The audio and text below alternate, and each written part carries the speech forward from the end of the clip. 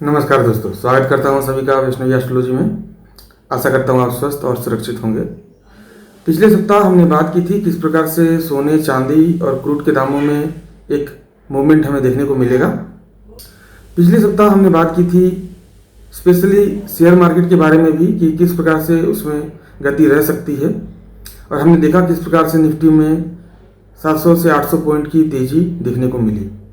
Crude में भी हमने स्पेशली बोला था कि एक अच्छा ट्रेंड है, उसमें हम कर सकते हैं, और $60 से लेकर $65 तक की तेजी हमें क्रूड में देखने को मिली। सोने के भाव में मैंने हल्का फ्लैट टू डाउन ट्रेंड की बात कही थी। इसका रीज़न ये था कि सोने में पॉजिटिव नेगेटिव दोनों प्रकार के एस्पेक्ट बने हुए थे, और इसी की वजह से मैंने ऐसा कहा था। क्योंकि नेगेटिव ट्रेंड नया बना था, उसका इम्पैक्ट हमें देखने को मिल सकता था, इसके लिए मैंने वैसी कही थी। मगर 16 तारीख के दिन सुबह 3 बजे से लेकर 17 तारीख के दिन सुबह 3 बजे तक सोने में अच्छा खासा उछाल देखने को मिला। इसका रीज़न ये था कि चंद्रमा 16 तारीख के दिन सुबह 3 बजे अनुराधा नक्षत्र में प्रवेश किया, जिसका स्वामी शनि है। और शनि की परिस्थिति को अगर हम देखें तो हमें पता चलेगा कि शनि का पुण्य एस्पेक्ट हर्षल के ऊपर था, और हर्षल और केतु की युति थी, नवांशी थी। अब केतु उसके स्वभाव के अनुसार कंफ्यूजन क्रिएट किया, और एक ऐसा माहौल बना जहां सोने में तेजी हमें देखने को मिली। तो ये पिछले सप्ताह की मेरी प्रिडिक्शन थी।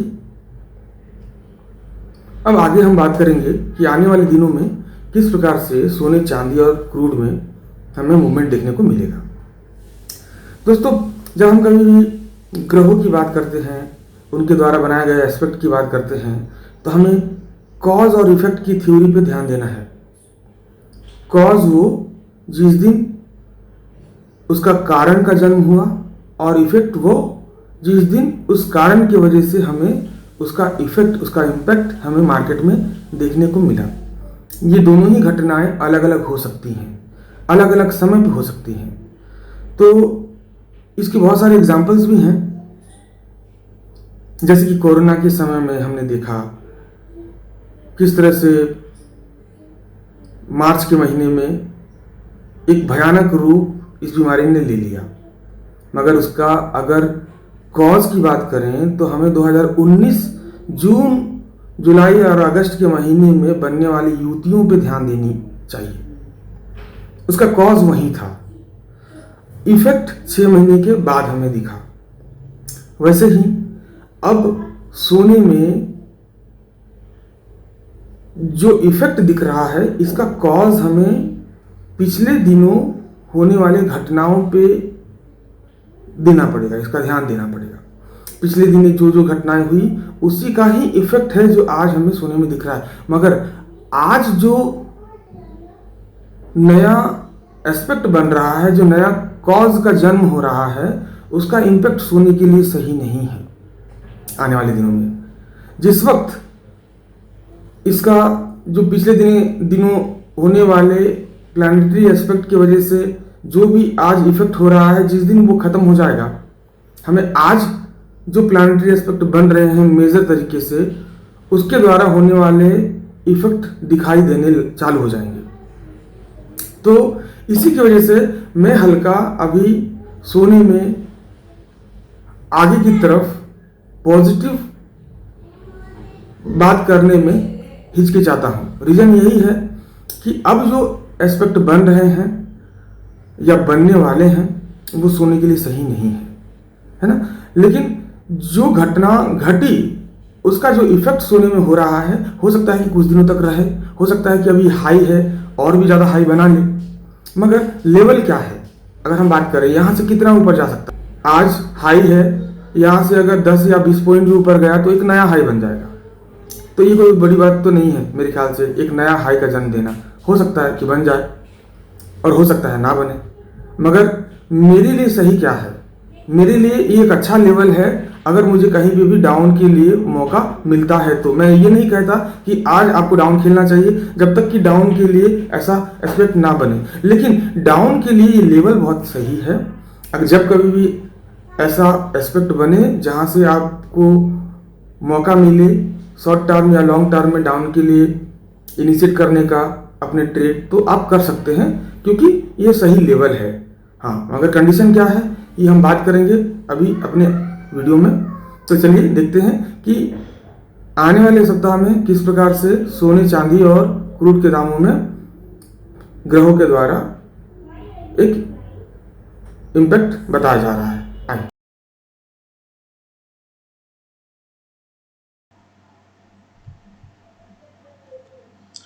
यह 21 अप्रैल 2025 का चार्ट है।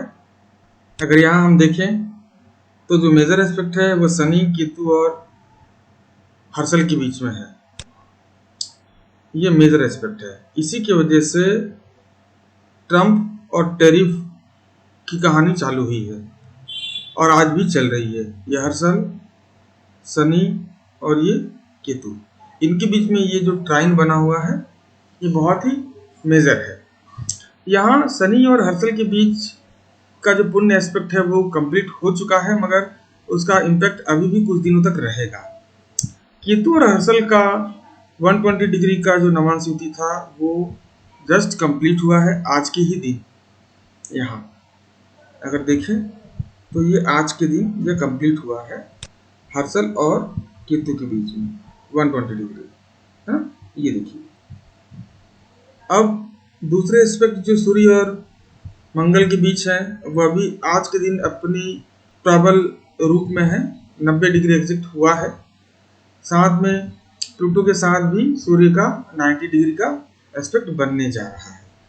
21 तारीख के दिन सोने में एक गिरावट की संभावना है, उसी हिसाब से आपको ट्रेड करना चाहिए। क्रूड में भी गिरावट हो सकती है 21 तारीख के दिन, सिल्वर में भी हल्का गिरावट हो सकता है। दूसरे एस्पेक्ट जो बने हुए हैं शनि और शुक्र के बीच में 0 डिग्री का, शुक्र और राहु का भी युति है। तो इस बारे में ज़रूर ध्यान दें कि यहाँ यह एस्पेक्ट मार्केट के लिए पॉजिटिव है, क्योंकि पिछले सप्ताह मार्केट बहुत अच्छा तेजी दिखाया है, इसलिए इस सप्ताह थोड़ा इंतजार करें, लेवल अच्छा मिले तो शेयर मार्केट के लिए भी आप ज़रूर इसमें जा सकते हैं। अब आइए देखते हैं हम 22 तारीख के दिन। 22 तारीख के दिन चंद्रमा मंगल के नक्षत्र में रहेगा। मंगल और प्लूटो के बीच में यह 120 डिग्री का 180 डिग्री का एस्पेक्ट बना हुआ है, जिसके साथ सूर्य का भी संबंध है। यह एस्पेक्ट सोने के दामों में फिर से एक गिरावट की संभावना दिखा रहा है। साथ में शेयर मार्केट में भी एक बिकवाली की तरफ रुझान रह सकता है। क्रूड में भी एक हल्का गिरावट देखने को मिल सकती है। ये 22 अप्रैल की बात कर रहा हूं मैं। 90 डिग्री का एस्पेक्ट जो मंगल और सूर्य के बीच में है, अगर मैं आज की परिस्थिति के हिसाब से उसका मतलब निकालूं तो इसका मतलब यही है कि सूर्य जो गवर्नमेंट है वो रूल को इम्प्लीमेंट करने में कहीं ना कहीं दिक्कतों का सामना कर रहा है।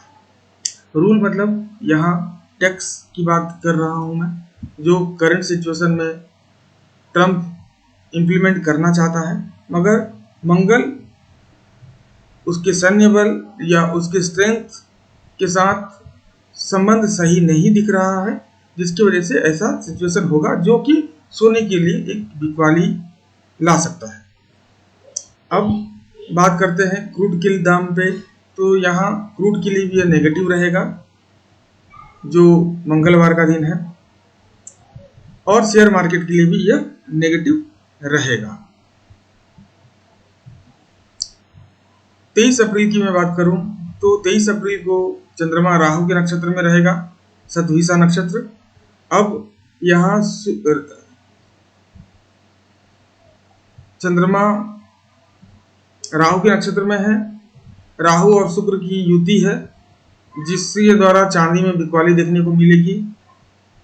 राहु का जो दूसरे एस्पेक्ट है वह शनि के साथ बना हुआ है, जो ग्रीड और लालच से भरा हुआ एक माहौल को बता रहा है, जहां शेयर मार्केट में एक उछाल भी देखने को मिल सकता है और अचानक से गिरावट भी आ सकती है। मतलब दोनों तरफ की मूवमेंट देखने को यहाँ पे मिल सकता है। साथ में राहु का जो संबंध है यहाँ शुक्र से तो है ही, शनि के साथ भी है, सूर्य के साथ यहाँ बनने वाला है, अभी बना नहीं है। तो इस बात का हमको ध्यान रखना है आने वाले दिनों में। तो यहाँ जो 23 तारीख का दिन है, ये सोने में एक हल्का बिकवाली ला सकता है, चांदी में भी बिकवाली होगी, और शेयर मार्केट में एक मध्यम स्थिति बनी रहेगी, और क्रूड में एक ठहराव दिखेगा। 24 तारीख के दिन का चार्ट है। यहाँ चंद्रमा राहु के साथ युति बना रहा है। परिस्थितियां बिल्कुल वैसे ही होने वाली है जैसे 23 तारीख के दिन में था। मतलब यहाँ भी एक क्रूड के दाम में ठहराव या तो हल्का उछाल, शेयर मार्केट में भी एक हल्का उछाल देखने को मिल सकता है। 25 तारीख के दिन यहाँ सूर्य और राहु के बीच संबंध बहुत गहरा हो जाएगा। ये नवांश युति है, राहु के साथ सूर्य का संबंध बनेगा, साथ में शनि के साथ भी बनेगा। यह सोने के भाव को ऊपर ले जाएगी।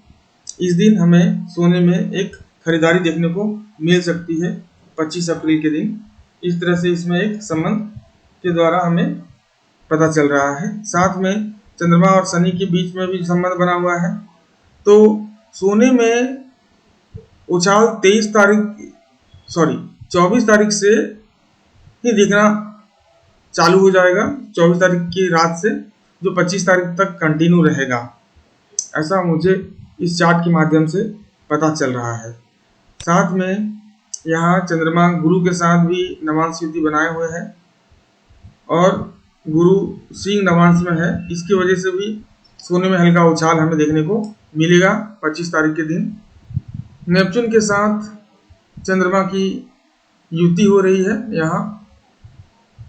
यहाँ हमें क्रूड में भी उछाल देखने को मिल सकता है, और चांदी में भी हमें तेजी देखने को मिल सकती है। इस तरह से यह संबंध हमें बता रहा है कि इस सप्ताह हमें किस प्रकार से मूवमेंट देखने को मिलेगा।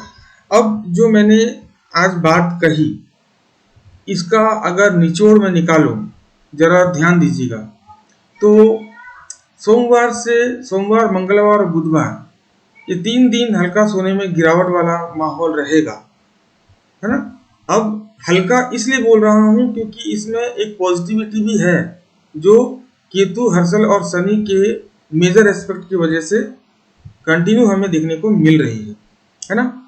अब उछाल भी देखने को मिल सकता है बीच बीच में इसकी वजह से, मगर लेवल नीचे के लिए बहुत अच्छा है। तो गिरावट अगर आई नीचे की तरफ तो हमें अच्छा खासा गिरावट भी देखने को मिल सकता है, और उछाल एक लिमिटेड ही रहेगा क्योंकि नेगेटिव एस्पेक्ट है, तो उसको उठने नहीं देगा अगर उठने की कोशिश भी की तो इस तरह से मेरे शब्दों का मतलब अपने शब्दों के साथ समझ के ट्रेड इनिशिएट करें। आप इस बात का अंदाजा तो लगा ही सकते हैं कि अगर मैं किसी ट्रेड में फ्लैट टू नेगेटिव का रुझान बता रहा हूं, और बता रहा हूं कि दोनों ही तरफ के एस्पेक्ट बने हुए हैं, तो वहां हमें मेजर ट्रेड करके उसके हिसाब से चलना नहीं चाहिए, है ना। बाकी एस्पेक्ट नीचे की तरफ है, इसी के लिए मैंने नीचे की बात की। क्रूड में भी मैंने बात की, शुरुआती दिनों में नीचे की तरफ मूवमेंट दिखा सकता है। 24-25 तारीख के दिन हमें फिर से एक उछाल देखने को मिलेगा सोने, चांदी और क्रूड के दाम पे। तो इसका जरूर ध्यान रखें कि 24 और 25 तारीख के दिन हमें एक उछाल देखने को मिलेगा, और 21, 22 और 23 तारीख के दिन हमें एक बिकवाली देखने को मिलेगी। इस प्रकार से ट्रेड रह सकता है आने वाले दिनों में। आशा करता हूं कि इस वीडियो से आपको मदद मिलेगी, है ना। और अगर आपको ये वीडियो पसंद आए तो जरूर इसे लाइक करें, सब्सक्राइब करें और कमेंट करें। चलिए, धन्यवाद। इसके साथ मैं यह वीडियो यही समाप्त